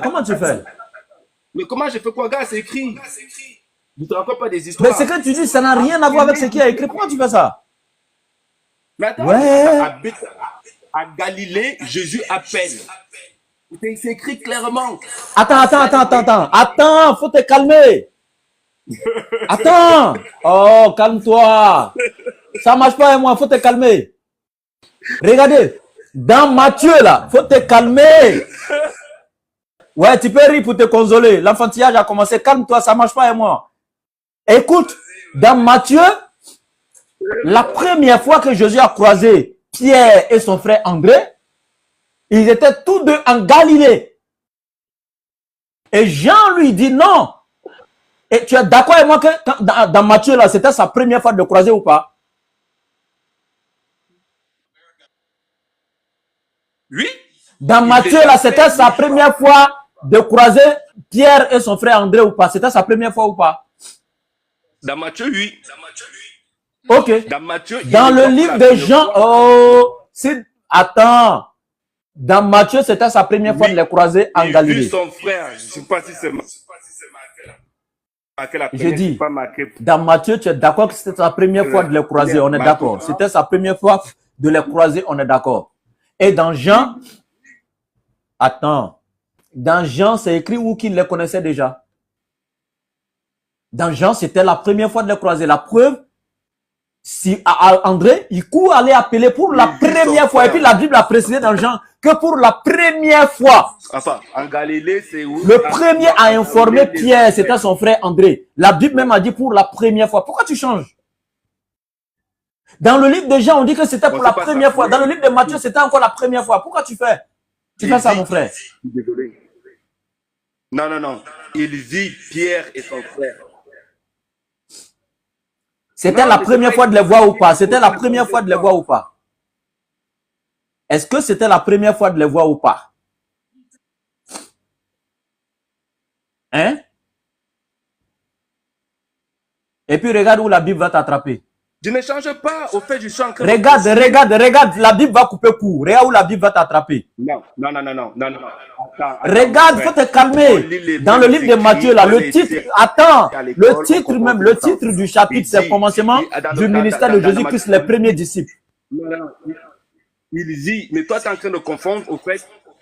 Attends, toi, tu es en train de confondre au fait la première fois où le frère Simon va dire à Pierre. Attends. Tu es en train de confondre. Vas-y. Tu vois que toi-même, tu peux pas. Tu vois. Tu peux même pas expliquer. Parce que le mensonge, là, on peut pas le défendre. Tu commences, tu peux même pas terminer. Tu peux même pas expliquer. Tu ne peux pas mentir, mon frère. Fois, La Bible est claire. Galilée, il Ce les fut appelle. lui qui Et la raconta deuxième fois, le à premier, Béthanie, son frère il Simon, confirme, cette fois-ci, et ce n'est lui plus Jésus qui dit, les appelle, nous mais avons la trouvé le Christ Messie, ce qui en signifie soi. Christ. Simon Et il le confirme conduisit ayant vers entendu Jésus. Jésus l'ayant regardé dit, il dit bien, tu es Simon, Simon fils a de Jonas, tu seras appelé Céphas, ce qui signifie Pierre. Dans Matthieu, là, quand Jésus les a croisés pour la première fois, là, il lui a dit quoi? Ton nom sera plus Simon, mais tu es Pierre, qui veut dire Céphas, etc. La même chose ici encore, Jésus lui donne ce nom. Ça veut dire que c'est la première fois que Jésus le croise. Non seulement la Bible se contredit, dans le livre de Matthieu, c'était en Galilée, et Jean dit c'était en Béthanie. Et encore dans le livre de Matthieu, les deux, Jésus a croisé les deux ensemble, mais selon Jean, c'est André qui l'a croisé, qui allait appeler son frère Simon pour venir. Tu ne pourras jamais changer ça, mon frère. Dans ce cas, c'est une contradiction. Il y a un mensonge dans la Bible, que tu veuilles ou pas. Et c'est trop lourd, ce mensonge-là.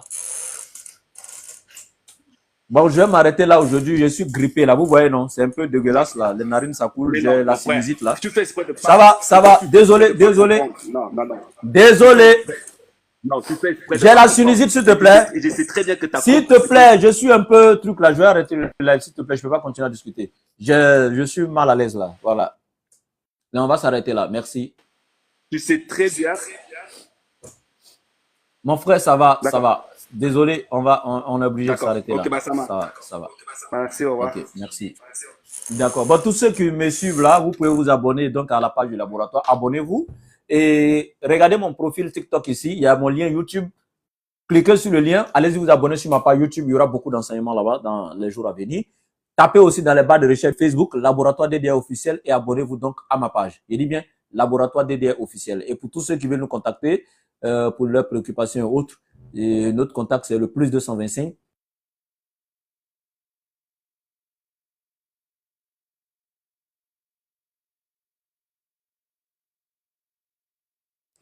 Le contact c'est le +225 07 97 08 14 17. Je répète, le +225 07 97 08 14 17. Donc pour tous ceux qui veulent donc nous contacter, ils prennent le contact le +225 le 07 97 08 14 17 et abonnez-vous massivement à la page du laboratoire. Voilà, donc et allez-y sur le profil de TikTok là et prenez le lien de YouTube, allez vous abonner donc sur YouTube du laboratoire ou écrivez dans la barre de recherche sur Facebook comme sur YouTube Laboratoire DDR officiel et abonnez-vous aux différentes pages. Merci beaucoup, à la prochaine.